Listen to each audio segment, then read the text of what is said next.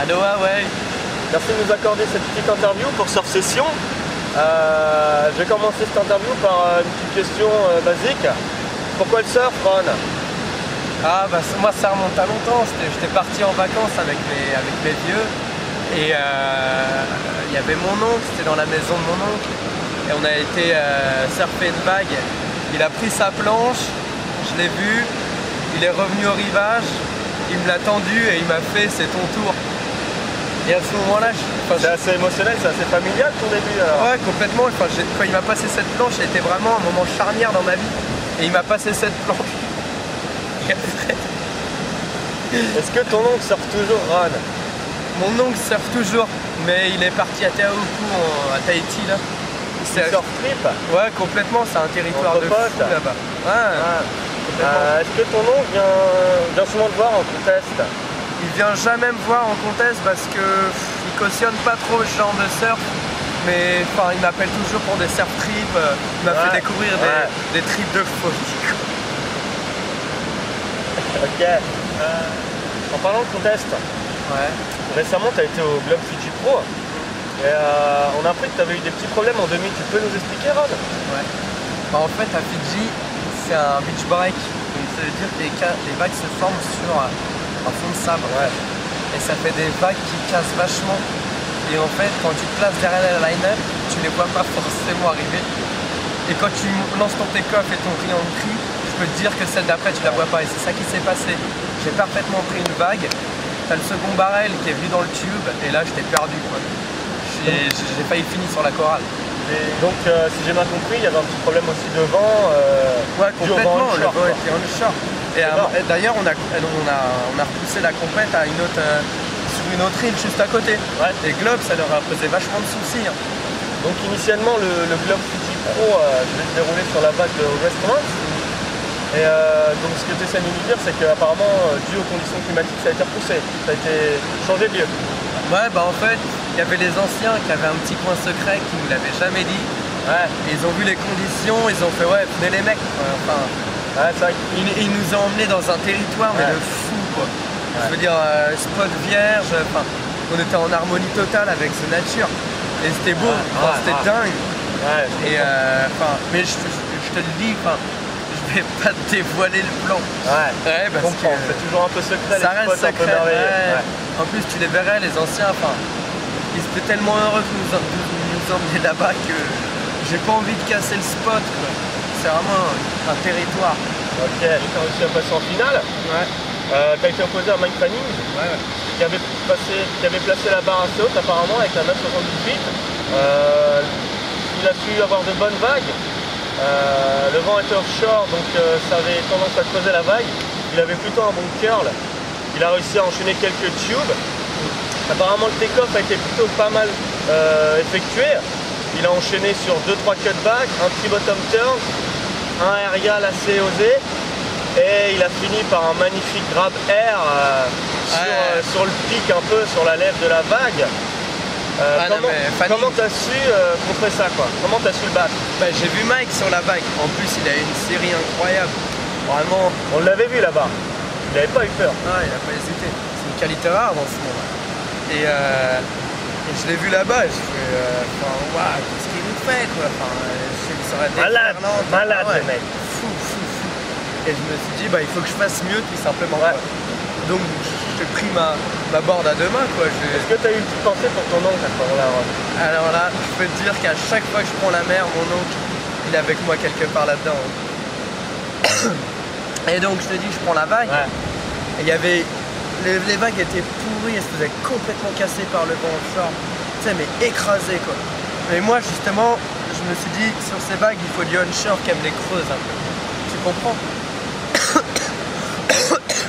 Tu rhumes à Fidji ou pas? Il faut que je change de tabac. Et donc, je commence à prendre la vague et là je me dis, d'office, d'entrée, faut que je lui lâche un reverse air quoi.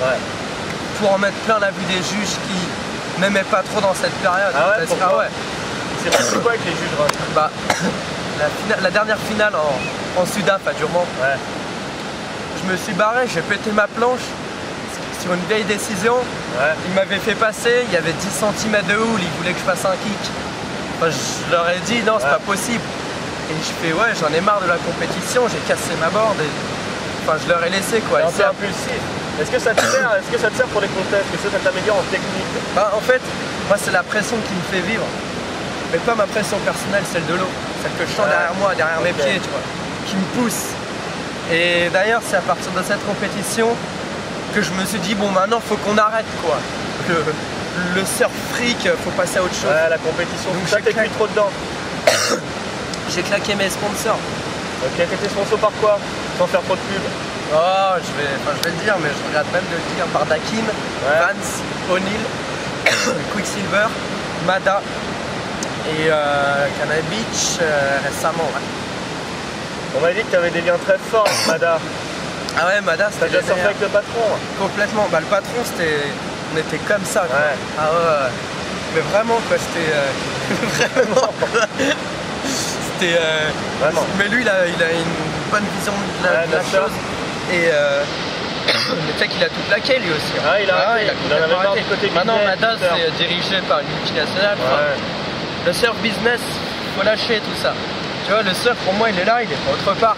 C'est libre. Le surf pour toi, c'est une certaine liberté. Ouais. Donc maintenant, apparemment, tu fais plus trop de compétition. Non. Tu es plutôt en mode surf trip. Complètement. Moi, maintenant, mon leitmotiv, j'ai envie de dire, c'est de découvrir des nouveaux territoires. Quoi. Et vu que je suis là, je regarde des cartes marines, je suis comme un enfant. Quoi. Ouais. Je vois les creux, je me dis, là, il y a un cœur. Moi, je le sens maintenant, les dalles qui montent, les plates, Après avoir fait un peu pas mal de spots en world class, tu préfères un peu les trouver toi-même, les découvrir? Complètement. Je sors parfois en towing avec mon frère, Mike. Ouais. Et mon père aussi, des fois, il y a mon oncle qui nous rejoint quand on va à Tahiti. Et c'est les plus belles sessions du monde, quoi. Ouais. Bah, l'année dernière, on a été sur Jaws. Non. Si, on s'est fait venir à Jaws. On s'est fait un road trip à Jaws. Alors Jaws, énorme. J'ai vu l'herbe là-bas. T'as vu l'herbe? Ah ouais, complètement. Il faisait du towing. Ouais. Et il m'a dit regarde cette vague, il m'a expliqué comment la prendre. Il m'a dit sens-la avant de la prendre. Ouais. J'ai mis 3 heures pour la sentir, je l'ai pris. Un des plus beaux runs de ma life. Vraiment. T'as réussi à suivre la déferlante? Ouais, complètement, c'était fou. Je tapais un petit take-off. Puis après, j'ai osé le cutback sur la Rod Lips. Ah. J'étais comme un gamin, quoi. Et je voyais l'herbe qui m'applaudissait. Ouais. Quoi de mieux? Ouais, what else? What else? Bon, sinon, Ron, comment tu vois l'avenir maintenant? Bah, pour moi, l'avenir, je le vois assez tranquille. Je vais être proche des miens. Je vais monter mon shop, moi. Enfin, mon rêve, c'est de shaper des boards pour des petits jeunes qui commencent, quoi. Et je veux vraiment trouver des destinations, les transformer en territoire, enfin, vraiment contribuer à ce monde. Mais tu vois, dans la pureté du monde, pas dans le business. Voilà, tu l'as, ouais. Ok. Bon Ron, merci de cette interview. La semaine prochaine, dans Surf Session, on reçoit Jérémy Flores. Un petit mot pour Jérémy, Ron? Bah, moi, Jérémy, je lui ai shapé une planche il n'y a pas longtemps. C'était ma première planche, je l'ai shapé pour Jérémy. Et je l'ai vu commencer, ce petit, et vraiment, je crois en lui. Il a un esprit pur, tu vois. C'est un mec nature. Et vas-y, Jérémy, fonce, respect. Bah, Ron, merci bien encore et peut-être plus tard sur une wave, quoi. Ouais, complètement. Et un bonjour à tous les lecteurs de Surf Session.